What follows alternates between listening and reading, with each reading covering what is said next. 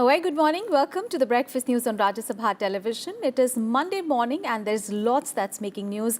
I'm Aishwarya Kapoor with you. Let us start the Breakfast News with the top headlines. Two bills likely to be introduced in the Rajya Sabha today. House slated to continue discussion on motion of thanks on the President's address and general discussion on the interim budget. In the Lok Sabha, Finance Minister scheduled to introduce three bills, including Appropriation and Finance Bill. Further discussion on interim budget also slated in day's business.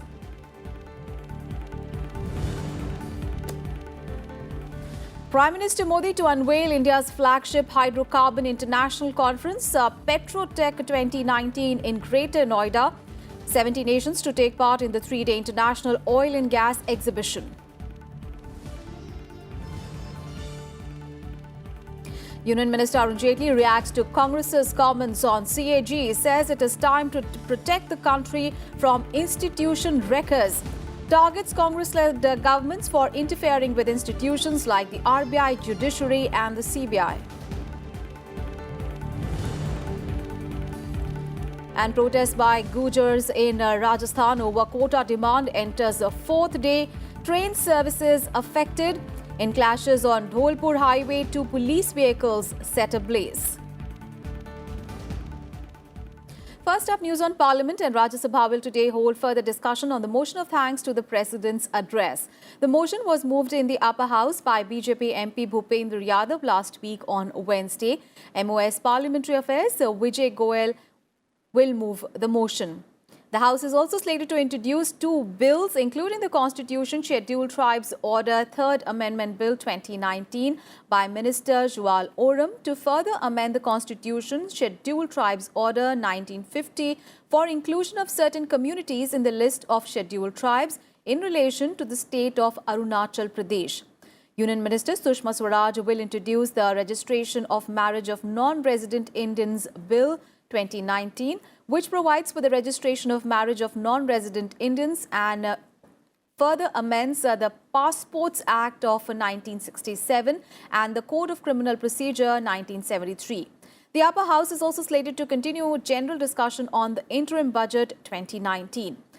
And discussion on the interim budget 2019 is also slated to continue in the Lok Sabha today. The lower house will also hold further discussion and voting on the demands for grants on account for 2019-20 and on the supplementary demands for grants for 2019-9.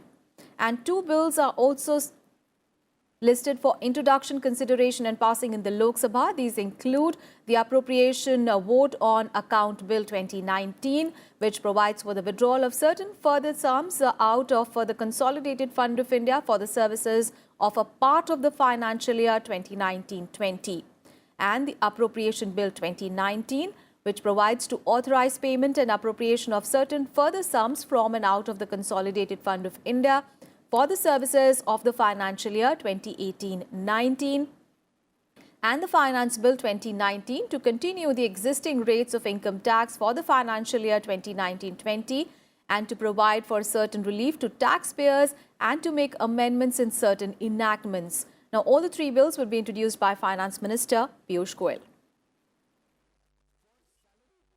Well, let's get all the updates from our colleague Akhilesh Suman, who is joining us from Vijay Chowk. A very good morning, Akhilesh. Akhilesh, today, including today, there are going to be 3 days really left for the budget session. And today, as far as Rajya Sabha is concerned, we understand that two bills are likely to be introduced. But the House is also slated to continue discussion on the motion of thanks to the President's address and also the general discussion on the interim budget. What is expected in the upper house today?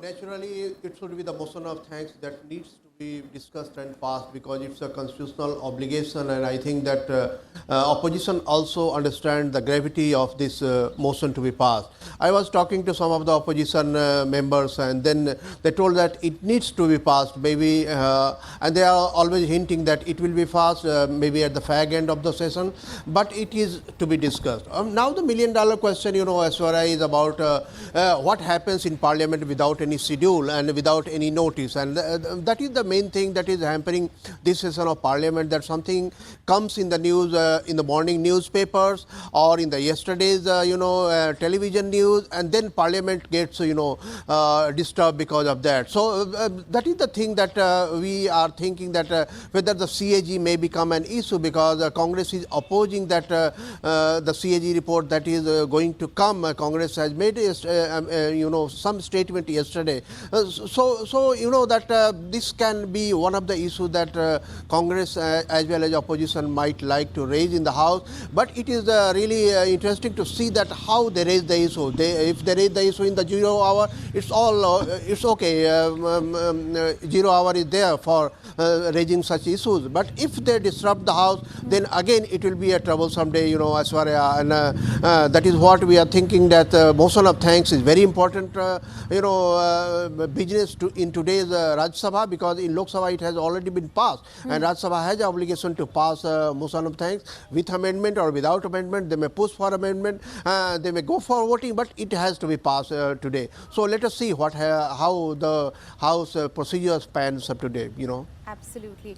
And Akhilesh, we've been seeing, of course, repeated disruptions in the upper house. But thankfully, as far as Lok Sabha is concerned, at least we have seen, some business really happening.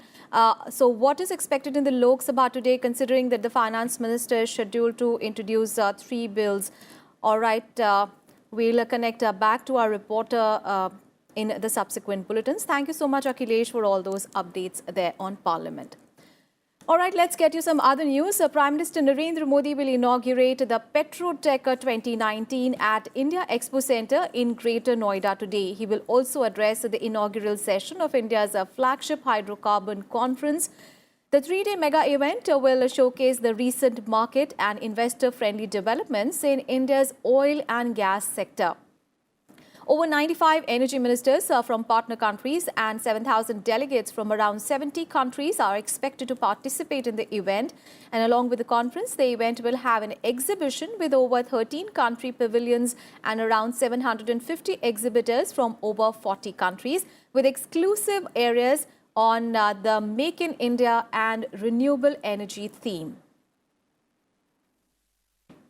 And Prime Minister Narendra Modi will also unveil a ceremonial plaque to mark the serving of the 3rd billionth meal by Akshay Patra Foundation in Vrindavan today.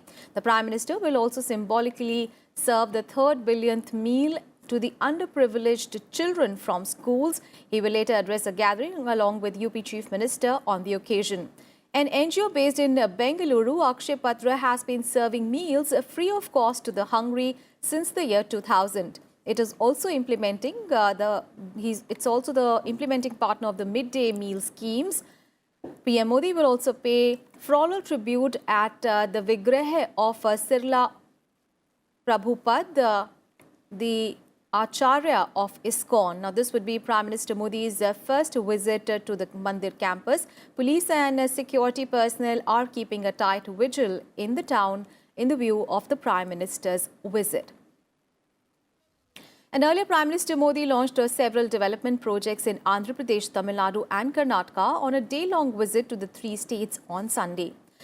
At Guntur in Andhra Pradesh, the Prime Minister dedicated to the nation the 1.33 million metric ton capacity Visakhapatnam Strategic Petroleum Reserve Facility.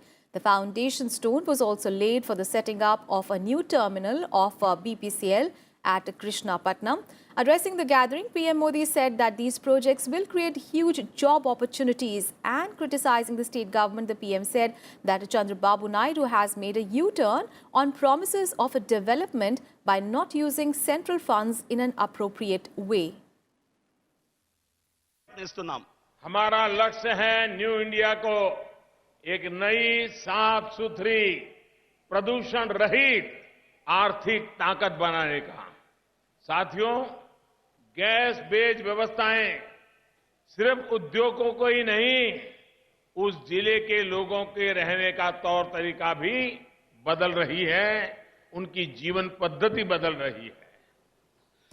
And at Tirupur in Tamil Nadu, PM Modi commissioned the 10-kilometer stretch of the Chennai Metro Rail through video conferencing. The stretch connects DMS and Washer Mapet and also completes the 45-kilometer-long metro rail first phase in the state capital. Addressing the gathering, PM Modi said that the work culture of the NDA is different from the previous governments. He said that our goal is making life easier. Our goal is to improve ease of living for all Indians. The ESIC hospitals in Tirupur and Chennai, the new integrated building at Trichy Airport, better amenities at the Chennai Airport, the Chennai Metro, the new crude oil pipeline from Chennai Port to Manali Refinery. All these works will go a long way in boosting ease of living for the people of Tamil Nadu. Prime Minister Modi also unveiled development projects in the twin cities of Hubli and Dharwad, twin cities in Karnataka. He also addressed a BJP convention. He laid the foundation stone of IIT Dharwad and dedicated the city distribution project here. Speaking at a rally after the inauguration, PM Modi said that projects worth 5,000 crore rupees have been inaugurated. In Hubli, taking a jibe at the State Chief Minister H.D. Kumaraswamy, Modi said that like in Karnataka, opposition wants to impose the same Majboor model on the entire country.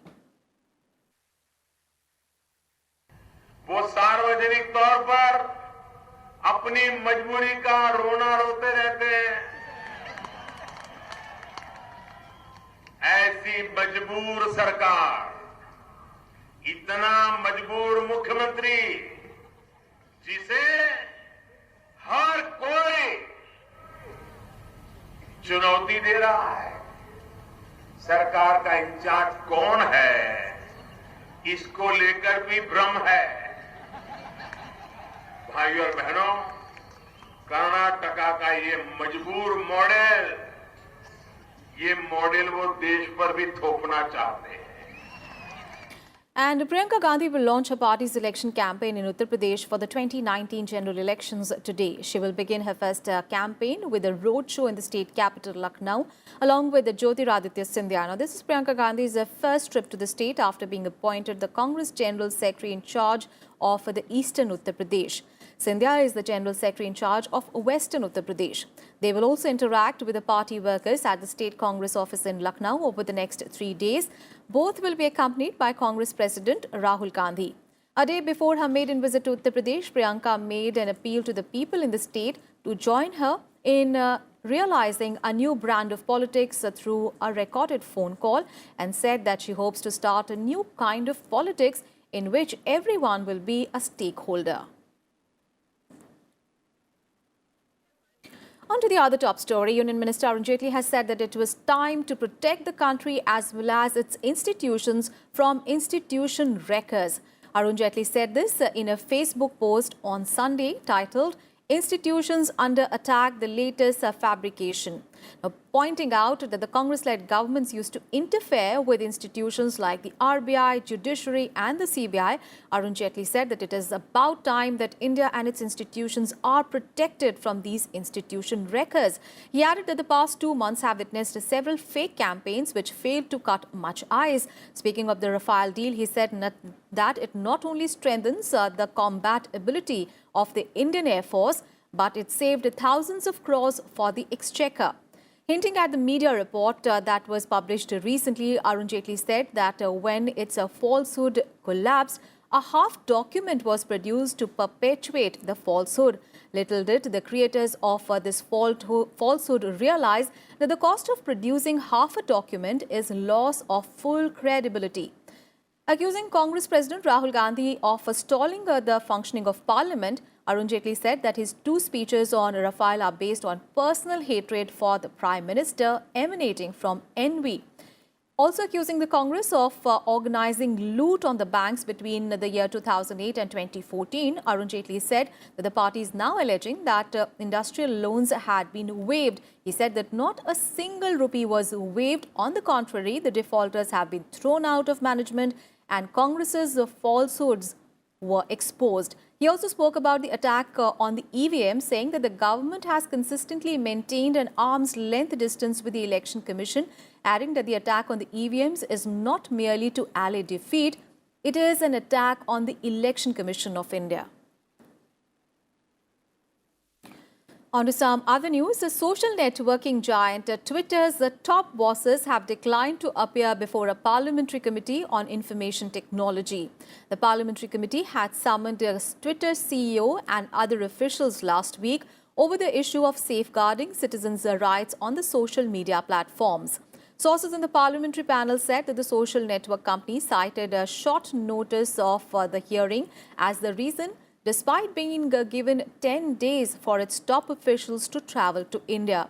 The parliamentary committee headed by BJP MP Anurag Thakur had issued a summon to Twitter via an official letter on 1st of February.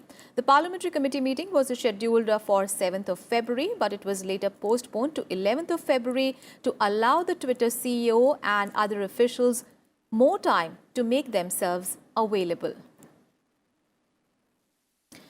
In Breakfast News, time for a very short break. We will be back with more news. Don't go anywhere.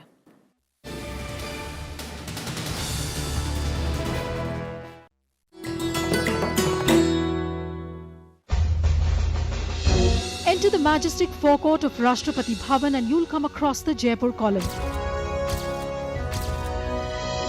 A gift to the Viceroy from Savai Madho Singh, the Maharaja of Jaipur, to commemorate the creation of the new capital. The 145-meter-high column is crowned with 6 pointed crystal stars on a bronze lotus, and inside the stone shaft runs a steel tube which weighs a little more than 5 tons. The base of the column has text conceived by Lord Irwin and Sir Edwin Lutyens inscribed on it.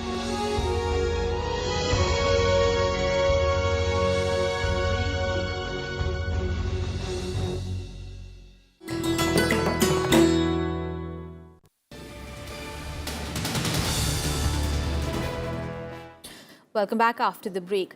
The death toll in the Hooch tragedy in Uttar Pradesh and Uttarakhand has risen to 76. The death toll in Uttarakhand rose to 36 on Sunday, with 11 more people succumbing after consuming the spurious liquor in a village in Haridwar district, and at least 40 people have died in Uttar Pradesh's Saharanpur district, which adjoins the area. Police arrested 2 people yesterday in connection with the tragedy, and according to the police, the arrested father-son duo procured the spurious liquor from Uttar Pradesh and sold it in Balupur and its neighbouring villages in Uttarakhand's Haridwar district. The Uttar Pradesh government has also announced a SIT probe into the deaths. Both the states have suspended administrative and police officials for alleged negligence and have ordered probes. They have also announced ex gratia compensation of 2 lakh rupees each for the families of those killed.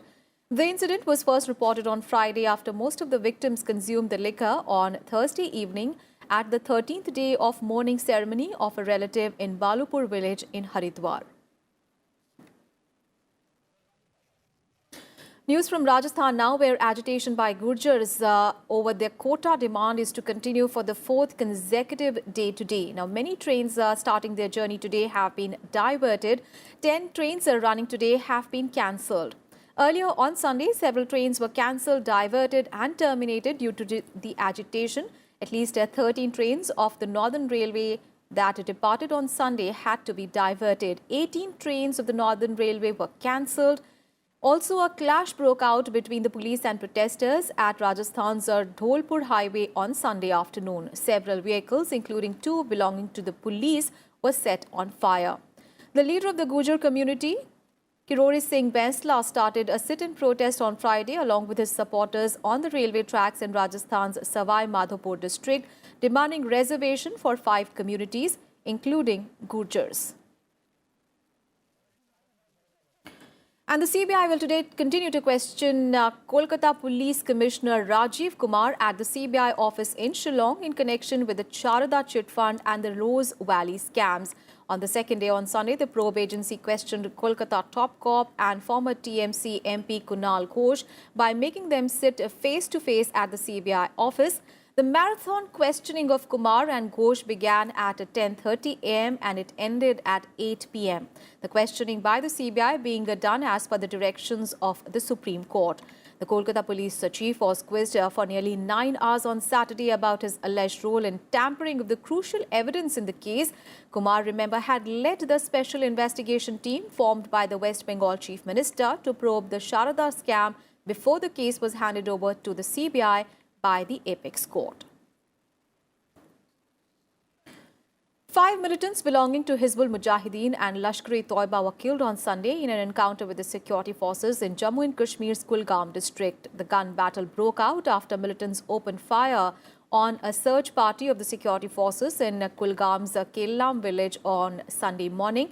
Police said that the group was involved in various grenade attacks across Anantnag and Kulgam districts and were wanted by law for their involvement in a series of terror crimes, including attacks on security establishments and civilian atrocities. The police have also recovered weapons from the spot. Vice President M. Venkaiah Naidu has urged all political parties to agree on a common agenda on key issues relating to the nation's progress and security. Addressing the event huddle organized by the Hindu publication in Bengaluru, Naidu said that every politician should rise above narrow and short-term rhetoric to help the nation to progress. The Vice President also suggested to the political parties, business bodies and media associations to evolve codes of conduct for effective functioning of Parliament and legislatures, conducting ethical business and ensuring professional integrity of the journalists. Expressing his anguish over Parliament impasse, he said that it was unfortunate that disruptions and disorder have become the order of the day. Competitive obstruction is no good for democracy because MLAs, MPs, they are all seen as idols for us to follow. So we have to set high standard. Time has come for all political parties to evolve a code of conduct for their MPs and MLAs and ensure that Parliament and legislature function effectively to fulfill the aspirations of the people in the large democracy. India is one of the oldest and largest parliamentary democracy in the world. We all feel proud of the same. But at the same time, we are supposed to maintain those standards and then convey to the world community how effective is parliamentary democracy. Cricket news now. India lost the 3-match T20 series to New Zealand 1-2. The men in blue lost the final T20 by 4 runs. Put into bat, the Kiwis posted a huge target of 212 runs for the loss of 4 wickets. All-round batting performance by openers Colin Munro and Tim Siffert helped the New Zealand side reach the 200 mark. Munro scored 72 runs, while Siffert scored 43 runs off just 25 deliveries.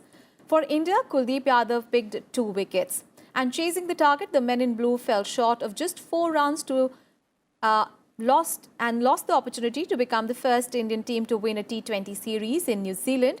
India scored 208 runs for the loss of 6 wickets in their stipulated overs. Vijay Shankar scored 43 runs, while Dinesh Karthik and Krunal Pandya played unbeaten knock of 33 and 26 runs respectively. For New Zealand, Mitchell Santner and Daryl Mitchell bagged 2 wickets each. Munro was adjudged the man of the match, while Siffert was adjudged player of the series. And in the women T20 as well, India lost the final T20 by 2 runs at Hamilton yesterday. New Zealand women settled the series 3-0. Batting first, New Zealand put up 161 runs for the loss of 7 wickets. Opener Sophie Devine was the highest scorer for the Kiwis with a knock of 72 runs. And chasing the target, India scored 159 runs for 4 wickets, falling just 2 runs short. Smriti Mandhana was the highest scorer with a knock of 86 runs. And with that, we wrap up this edition of Breakfast News. Thanks for watching. Have a great day ahead.